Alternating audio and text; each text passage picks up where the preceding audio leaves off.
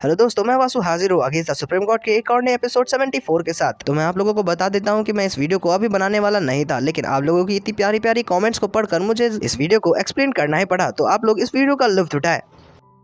Scene की starting होती है युनची के पास है, जहाँ पर लिंगजी युनची के ऊपर अटैक करने के लिए आ रहा होता है। लेकिन अब मामला थोड़ा अलग था, क्योंकि अब युनची के पास डोमिनेटर स्वॉर्ड द्वारा दी गई डोमिनेटर फ्यूरी नाम की एक स्किल थी, जिसके साथ ही युनची अपनी डोमिनेटर स्वॉर्ड से डोमिनेटर फ्यूरी को इस्तेमाल करने के लिए तैयार हो जाता है। युनची अपने हाथ को पीछे करते हुए अपनी फ्यूरी को एक्टिवेट करता है, जिसकी वजह से वहाँ पर हर तरफ रेड कलर का ऑरा फैलना चालू हो जाता है। जिसके साथ ही युनची अपनी फ्यूरी को इस्तेमाल करता है और अपनी प्रोफाउंड स्ट्रेंथ के साथ एक स्लैश लगाता है, जिसकी वजह से वो स्लैश जाकर लिंगजी के नोवा स्लैश के साथ टकराता है, जिसके अंदर दोनों की दोनों डिवाइन एक्स स्वॉर्ड फ्यूजेस थी। उन दोनों इतने पावरफुल अटैक्स के एक साथ ही टकराने की वजह से वहां पर बहुत ही बड़ा धमाका होता है। धमाका इतना बड़ा कि आसपास के लोग उसकी शॉक वेव से उड़ना चालू कर देते हैं। लेकिन युनची का अटैक लिंगजी के नोवा स्लैश से बहुत ही ज्यादा पावरफुल था, जिसकी वजह से लिंगजी का नोवा स्लैश वहीं पर टूट कर बिखर जाता है। हालांकि ये देखकर मास्टर लिंग भी बहुत ही ज्यादा हैरान हो जाते हैं, क्योंकि उस वक्त जिस अटैक को यहाँ पर चकनाचूर किया था वो अटैक नोवा स्लैश था और उसके अंदर दोनों डिवाइन एक्स फ्यूजेस थी। लेकिन वहाँ पर हमें अरीना में दिखाया जाता है, जहाँ पर उस अटैक के धुएं के छटने के बाद हमें उन दोनों को दिखाया जाता है, जहाँ पर दोनों लोग सही से खड़े हुए होते हैं। लेकिन हमें लिंगजी की हालत थोड़ी ज्यादा खराब लग रही थी, क्योंकि वहाँ पर लिंगजी के मुंह से ब्लड आ रहा था। इतना ही देखना था कि लिंगजी वहाँ पर अपनी दोनों डिवाइन एक्स स्वॉर्ड को डाल देता है और वहाँ पर नीचे गिर जाता है। लिंगजी बोलता है,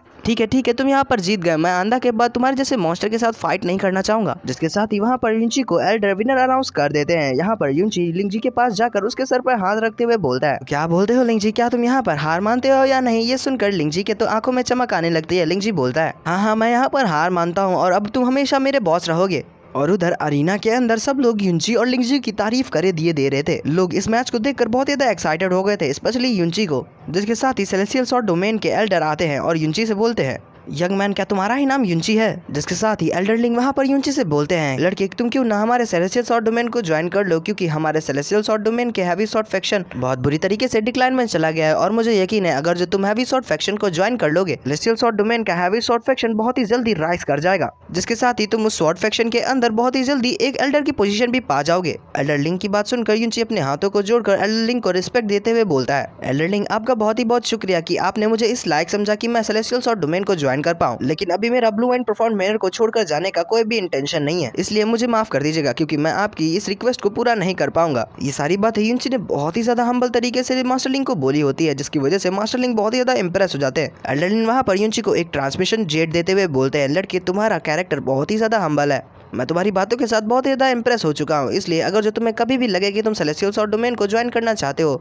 तो फिर तुम मुझे इसी क्रिस्टल के ऊपर एक मैसेज कर देना। हमारे सेलेस्टियल स्वॉर्ड डोमेन का गेट हमेशा तुम्हारे लिए ओपन रहेगा और तो और मैं तुम्हारा गाइड भी बन जाऊंगा। युनची एल्डर लिंग से वो क्रिस्टल लेकर सिस्टर ज़ुएरू के पास आ जाता है। वहाँ पर अभी जो फाइट हुई थी उसको देखकर ज़ुएरू बहुत ही ज्यादा युनची के लिए परेशान हो गई थी। युनची के आते साथ ही ज़ुएरू युनची के ऊपर सवालों की बारिश कर देती है। ज़ुएरू युनची से बोलती है, युनची, वो अटैक बहुत ही ज्यादा पावरफुल था, उसकी वजह से तुम्हें बहुत ही ज्यादा दर्द हुआ होगा, इसकी वजह से शायद तुम्हें इंटरनल इंजरी भी हुई होंगी। ये सुनकर युनची बोलता है, ज़रूर यहाँ पर आपको चिंता करने की जरूरत नहीं है, क्योंकि ये सारे घाव बहुत ही ज्यादा छोटे हैं, मैं एक रात रेस्ट कर इन सारे घाव को हील कर लूंगा। और इधर एल्डरकिन बहुत ही ज्यादा हैरान थे, क्योंकि युनची ने वहाँ पर सेलेस्टियल स्वॉर्ड डोमेन का प्रपोजल वहीं पर रिजेक्ट कर दिया था। युनची, तुम्हारे पास यहाँ पर बहुत ही बड़ा रीजन होगा, क्योंकि तुमने यहाँ पर सेलेस्टियल स्वॉर्ड डोमेन के प्रपोजल को रिजेक्ट किया है। युनची, क्या मैं यहाँ पर सही हूँ? एल्डरकिन की बात सुनकर युनची बोलता है, एल्डरकिन, सेलेस्टियल स्वॉर्ड डोमेन मेरे लिए भी बहुत ही ज्यादा टेम्पटिंग है, लेकिन यहाँ पर मेरे पास ब्लू एंड प्रोफाउंड मेनर में इससे भी बहुत ही ज्यादा हायर और बहुत ही ज्यादा इंपॉर्टेंट चीज है। बेसिकली यहाँ पर युनची ज़ुएरू के बारे में बात कर रहा होता है और ज़ुएरू भी युनची के इस हिंट को समझ जाती है। वो वहाँ पर स्माइल करने लगती है और वहीं पर मास्टर लिंग लिंगयुन को वहाँ पर अरीना के बीच में जाने के लिए बोलते हैं। अपने फादर के द्वारा ऑर्डर पाकर लिंगयुन भी अरीना के अंदर जंप लगा देता है। लिंगयुन के पास भी एक डिवाइन एक्स स्वॉर्ड होती है जो लिंगजी के पास थी, लेकिन अरीना के अंदर आते साथ ही लिंगयुन वहाँ पर अपनी डिवाइन एक्स स्वॉर्ड को समन कर लेता है और वहीं पर लिटिल फेरी कुंग्यू को समझा रही होती है। लिटिल फेरी कुंग्यू से बोलती है,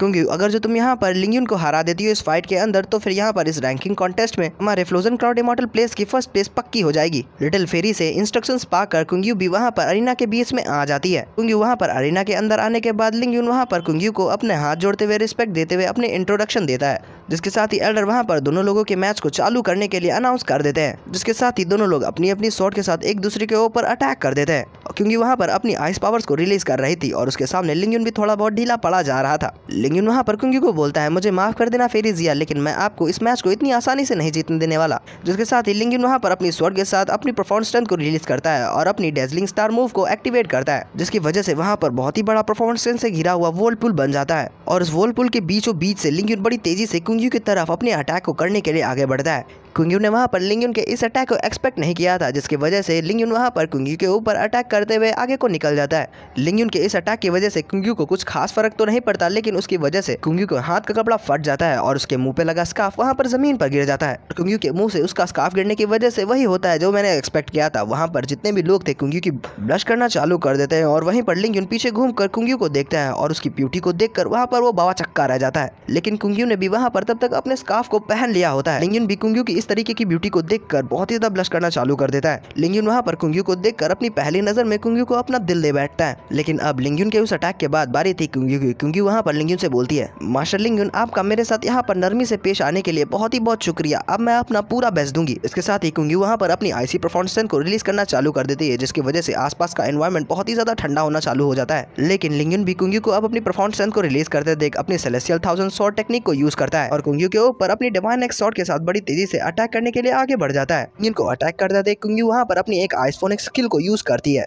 वजह से कुंग्यू के आसपास घूम रहा वो रूफ लिंगयुन के सारे अटैक को ब्लॉक कर लेता है। लिटिल फेरी कुंग्यू के इस अटैक को देखकर बहुत ही ज्यादा शॉक हो जाती है। लिटिल फेरी बोलती है, इस आइस फोनिक स्किल के अंदर आइस फोनिक सोल का कुछ पार्ट है, जिसकी वजह से इस स्किल को मास्टर करने में बहुत ही ज्यादा समय लगता है और ये बहुत ही ज्यादा डिफिकल्ट है। और इधर सीन शिफ्ट होकर अरीना के ऊपर आता है, जहाँ पर लिंगयुन अपने अटैक को ब्लॉक होता देख कुंग्यू के ऊपर जंप लगाकर आसमान में जाकर कुंग्यू के ऊपर अटैक करने के लिए नीचे आने लगता है।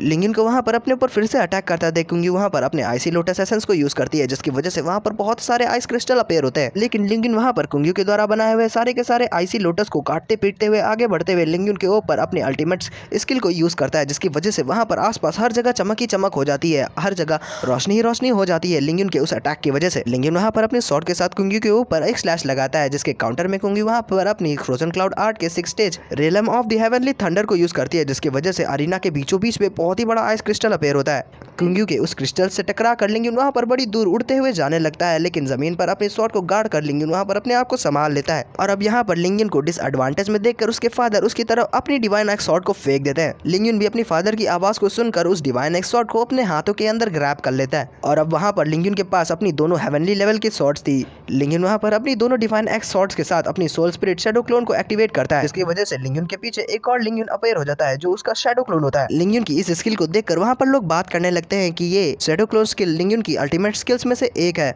लेकिन लिंगयुन की ये प्रोफाउंड आर्ट लिंगयुन के परफॉर्मेंस स्ट्रेंथ को बहुत ही ज्यादा कंज्यूम करती है। लेकिन एट लास्ट ये प्रोफाउंड आर्ट लगभग 7 मिनट तक तो चली जाती है।